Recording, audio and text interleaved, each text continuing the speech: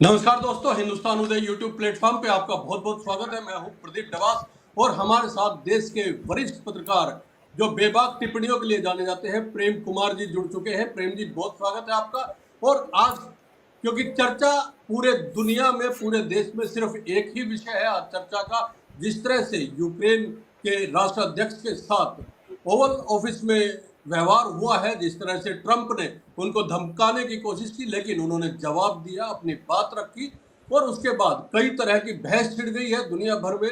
दुनिया भर के देश जो है वो ऐसा लग रहा है जब दो धड़ों में बंटते हुए दिखाई दे रहे हैं। यूरोप के तमाम देशों ने यूक्रेन का समर्थन करना शुरू कर दिया, लेकिन भारत में एक नई बहस ने जन्म ले लिया है।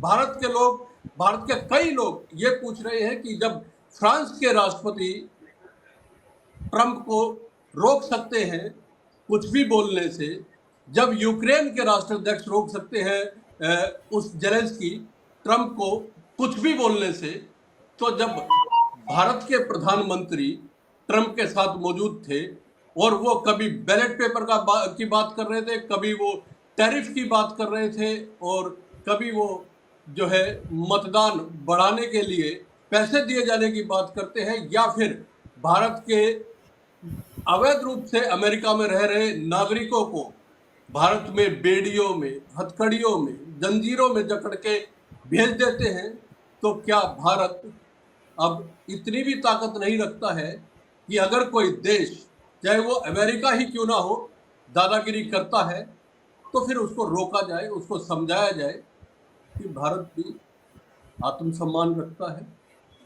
यूक्रेन जैसा छोटा देश जब रूस से भिड़ सकता है और जेलेंस्की लगातार खड़े रहे, और जब ट्रंप ने यहां तक कह दिया कि आप पूरी दुनिया को थर्ड वर्ल्ड वॉर की तरफ धकेलने की कोशिश कर रहे हैं, तब भी उन्होंने पलट के यही जवाब दिया। प्रेम सर, बहुत बहुत स्वागत है आपका।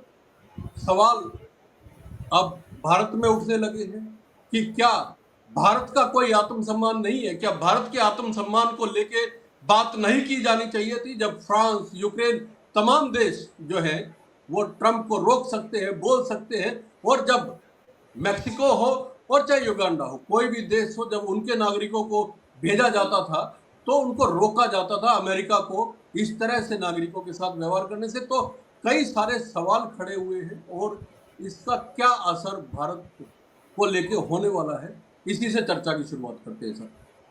जी, शुक्रिया प्रदीप जी। भारत के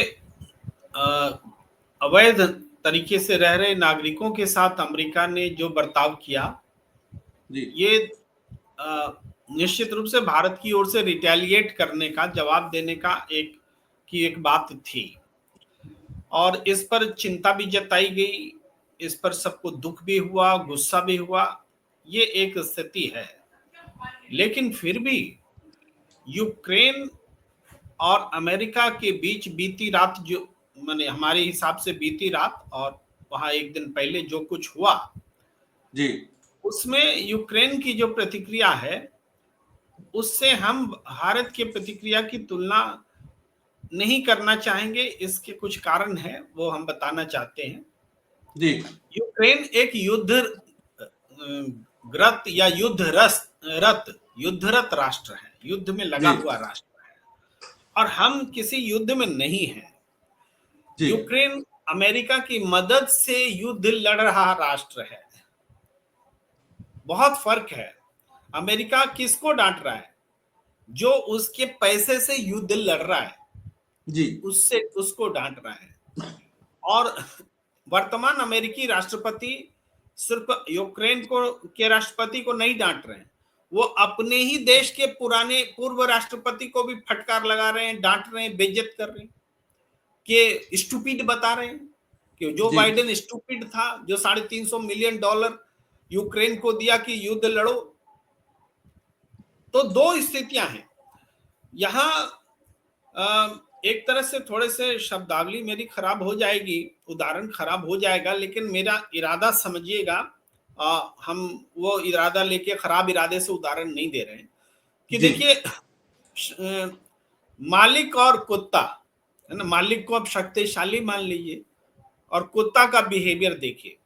एक समय कुत्ता अगर मालिक अगर बहुत ज्यादा तंग करेगा कुत्ता को, तो कुत्ता फिर एक स्थिति आती है जो काटने भी दौड़ता है, जी। और वरना वो चाटने ही दौड़ता है। काटने और चाटने का ही तो स्वभाव होता है शक्तिशाली मालिक के सामने कुत्ते का। हाँ, ये खनिज को बातें लेकर डील होने ही जा रही थी, पूरी की पूरी डील जो है रद्द हुई है, जो या उस पर दस्तखत नहीं हो पाए। यही था कि यूक्रेन से अमेरिका जो है जितना चाहता उतना अमूल्य खनिज जितने यूक्रेन में है वो निकाल सकता था। आपकी बात ठीक है बिल्कुल। बिल्कुल, लेकिन ये क्या है, अमेरिका कह रहा है कि हमारा जो स्टूपिड प्रेसिडेंट था उसने तुमको $350 मिलियन दिए, लेकिन हम तुमसे $500 मिलियन का खनिज संपदा लेंगे। एक बात उसने कहा कि तुम्हारे में कोई औकात नहीं है कि तुम युद्ध लड़ सको। तुम युद्ध इसलिए लड़ रहे हो क्योंकि हमने तुम्हारी मदद की, वरना तुम लड़ ही नहीं पाते। तुम्हारी हार अब भी निश्चित है, तुम हारोगे ही, और तुम्हारी स्थिति मजबूत हो, तुम्हें एडवांटेज में रहो, इसके लिए हम तुम्हें मदद देते रहे, ऐसा नहीं करेंगे। हम शांति चाहते हैं, एडवांटेज नहीं चाहते हैं, और इसलिए तुम्हें शांति के मार्ग पर आना होगा। यह उपदेश है, ऐसा नहीं कि इस तर्क को बहुत स्वीकार कर लिया जाए, लेकिन ये किस परिस्थिति में दिया गया तर्क है। एक यूक्रेन को, जिसको कि अमेरिका ने युद्ध में ढकेला, यूरोपीय यूनियन ने युद्ध में ढकेला, और आज अमेरिका उसकी कीमत वसूलना चाहता है। भाई, अगर नाटो में शामिल होने की बात नहीं आती, रूस इस बात से नाराज नहीं होता कि हमारे बॉर्डर पर तुम नाटो की सेना खड़ो करोगे, तो ये युद्ध ही नहीं होता। तब तो नाटो और अमेरिका ने मिलकर के इसको युद्ध लड़ाया यूक्रेन को, और आज उस युद्ध की कीमत भी अमेरिका वसूल रहा है, केवल ये बोल के कि पुराना राष्ट्रपति स्टूपिड था, तो अगला राष्ट्रपति आके तुमको स्टूपिड बोलेगा, तो अमेरिका का कोई व्यवहार है कि नहीं? क्या एक राष्ट्र को युद्ध में ढकेल के आप उस राष्ट्र का रूस के साथ मिलकर सौदा कर लेंगे? रूस और अमेरिका की बैठक पहले हो चुकी थी, और जेलेंस्की को बुलाया गया था कि जो हम बोल रहे हैं वो तुम करो। जेलेंस्की ने वो करने से मना कर दिया। बहुत सारे लोग ये उदाहरण दे रहे हैं कि जेलेंस्की ने जो तेवर दिखाया, हमारे प्रधानमंत्री ने वो तेवर नहीं दिखाया।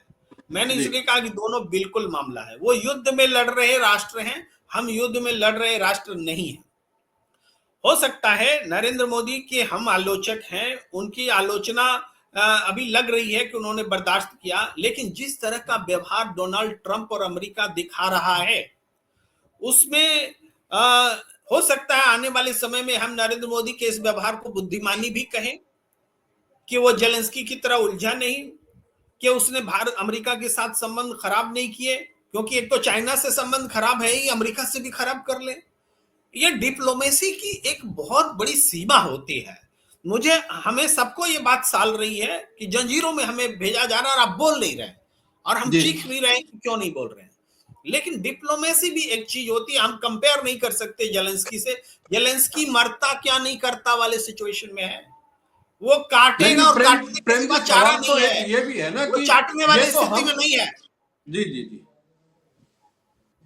जी, सवाल तो प्रेम सर एक ये भी है ना, ये तो हम तय करेंगे ना।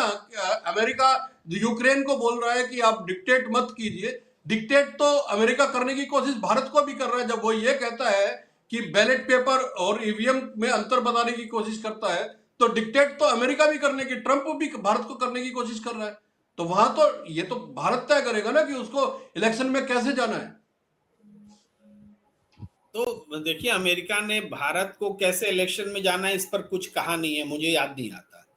उन्होंने बस बैलेट पेपर की वकालत की है। हमारे देश में चूंकि ईवीएम पर सवाल उठ रहे हैं, तो हम देख रहे हैं कि दुनिया का सबसे शक्तिशाली देश ईवीएम के खिलाफ है, तो हमें क्या गरज पड़ी कि हम ईवीएम के साथ हों। इसके अलावा हम जो बात देख रहे हैं कि अमेरिका टर्नआउट बढ़ाने के लिए डॉलर भेज रहा है इंडिया को, माय फ्रेंड नरेंद्र मोदी को, तो हमें आशंका हो रही कि क्या अमेरिका टर्नआउट बढ़ाने में, ईवीएम में भारत सरकार के साथ मिलकर हमारे डेमोक्रेसी में हस्तक्षेप कर रहा है। ये हमारे मन में सवाल उठ रहे हैं, जिसका जवाब हमारी सरकार को देना चाहिए कि ये जो शक उठ रहे हैं इसका जवाब दें। ये भी बड़ा सवाल है। बिल्कुल। तो ये सारी स्थितियां, अमेरिका हमारा दोस्त है अगर कोई मान लेता है तो ये हम नहीं समझते कि बुद्धिमानी है। लेकिन जिस तरह का डोनाल्ड ट्रंप का आक्रामक व्यवहार है मेक्सिको के साथ, ग्रीनलैंड के साथ, कनाडा के साथ, यूक्रेन के साथ, भारत के साथ और तमाम देशों के साथ, तो वो चिंता का विषय है। तो इसमें हम अपनी सरकार के प्रति थोड़ी सी सहानुभूति हमें पैदा हो जा रही है कि ये अमेरिका जो है हमें रॉन्ग फुट पर लाने की कोशिश कर रहा है। तो शायद नरेंद्र मोदी ने तात्कालिक तौर पे जरूर अपमान सहा है, वो अपमान है, देश का अपमान है। लेकिन कहीं अगर नरेंद्र मोदी ने भी वैसा ही बोला होता और उसी तरह की अप्रिय स्थिति पैदा हो जाती जैसी जेलेंस्की के साथ पैदा हुई, तो क्या वो देश के हित में होता? आज ये सवाल भी खड़े हो रहे हैं। ये समझिए, मैं ये सवाल देख पा रहा हूं। जेलेंस्की ने जो किया, बहुत लोग उसको बहादुरी बोल रहे हैं। बहादुरी, इसको बहादुरी नहीं बोलते, इसको तो आत्महत्या बोलते हैं जी। आप लिख लीजिए प्रदीप डबास जी, अमेरिका जेलेंस्की को नहीं छोड़ेगा। ये रूस के साथ मिलकर के जेलेंस्की की जगह पे वो कठपुतली सरकार बनाएगा, जेलेंस्की की कीमत वसूलेगा और जैसे मन चाहेगा वैसे यूक्रेन का इस्तेमाल करेगा। क्योंकि यूक्रेन ने गलत युद्ध छेड़ा था, गलत लोगों की शह पर युद्ध छेड़ा था। जिन्होंने उन यूक्रेन को युद्ध में मदद दी, आज वही उससे उसकी सौदेबाजी कर रहा है, उसके दुश्मन देश रूस से जाके मिल गया है। तो ये जेलेंस्की का फेल्योर है, ये जेलेंस्की की सफलता नहीं है। लेकिन इसका मतलब ये नहीं है कि हम अमेरिका के साम्राज्यवादी मंसूबों का साथ दें या उसकी तरफदारी करें, नहीं। अमेरिका तो गलत कर ही रहा है, लेकिन जेलेंस्की को डिप्लोमेटिकली डील करना चाहिए था। वो अमेरिका में घुस के वहां बैठ करके जिस तरह से ये झगड़ा है, ये कोई जवाब देना नहीं है, ये तो तू मैं है, रगड़ा है। ऐसी स्थिति तो डिप्लोमेटिकली आज तक दुनिया में कभी देखी नहीं गई। दो बड़े से बड़े दुश्मन राष्ट्र इस तरह से नहीं लड़े। यहां पर दूसरा पहलू यह है कि अमेरिका ने खुद अमेरिका का अपमान किया है।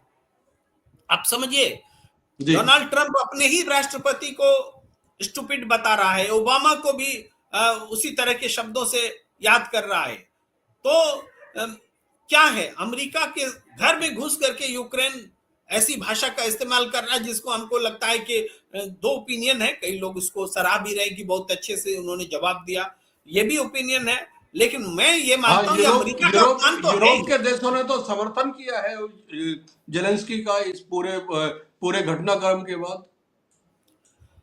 देखिए, यूरोप के लोग अभी उसको मानने में समय लगा। अगर खड़े हो जाए यूरोप के साथ, यूक्रेन के साथ, तब भी क्या वो लड़ाई जिता देंगे? एक राष्ट्र को सोचना पड़ेगा ना कि हम युद्ध लड़के जीतेंगे या युद्ध लड़ते हुए कोई शांति का रास्ता अपनाएंगे, ये सोचना पड़ेगा। आखिरकार बातचीत ही समाधान होता है, लेकिन बातचीत सम्मान की कीमत पर नहीं होता है, राष्ट्र के सम्मान की बराबरी के स्तर पर होता है। कोई ऐसी स्थिति पैदा हो तब बातचीत होगी। अभी बातचीत तो सवाल ही प्रेम सर, सवाल ही बातचीत सम्मान की कीमत पर नहीं होता है। यही सवाल आज सुबह से जो है अलग अलग लोगों की ओर से उठाया जा रहा है कि जब जेलेंस्की अपने देश के हितों को लेके बात कर सकता है, जब मैक्सिको कर सकता है, फ्रांस कर सकता है और जो अमेरिका की दादागिरी है उसको रोकने की कोशिश कर सकता है, तब भारत के साथ जब जैसा व्यवहार हुआ है, टैरिफ की बात हो और चाहे लोगों को डिपोर्ट करने की बात हो, तो कम से कम जो तरीका अपनाया जाना चाहिए उस तरीके से ही अपनी आपत्ति दर्ज करवाई जा सकती थी। देखिए, भारत के साथ जो कुछ व्यवहार हुआ है उसको हम यूक्रेन की घटना से जोड़ेंगे तो अलग मतलब निकलेगा। यूक्रेन की घटना से पहले इसी शिद्दत के साथ यही सवाल थे, अपमान तब भी हुआ था। आज कोई नई घटना तो घटी नहीं है और भारत ने कोई जवाब दिया नहीं है, भारत की ओर से कोई नई बात नहीं हुई है। लेकिन चूंकि यूक्रेन में घटना घटी है तो हम उद्वेलित हो रहे हैं कि यूक्रेन के राष्ट्रपति ने जैसे प्रतिक्रिया दी वैसे ही हमने क्यों नहीं दी।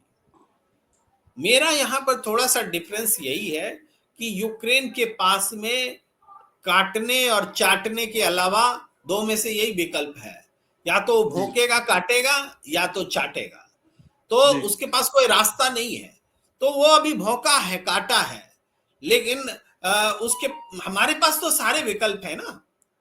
ऐसा थोड़े है कि हम लड़ बैठे हैं कि युद्ध लड़ रहे हैं हमारे साथ। हम यूएन में अभी प्रस्ताव आया था, रसिया का प्रस्ताव यूक्रेन के खिलाफ था, रसिया के पक्ष में था, लेकिन क्या हुआ, उसमें अमेरिका रूस के साथ वोट किया, लेकिन भारत तो नहीं गया अमेरिका और रूस के साथ सपोर्ट करने। तो नरेंद्र मोदी की इस नीति का हम समर्थन करेंगे। हम करना चाहते हैं कि अमेरिका और रूस की दादागिरी के साथ भारत खड़ा नहीं हुआ, ये हमारी डिप्लोमेसी सही है।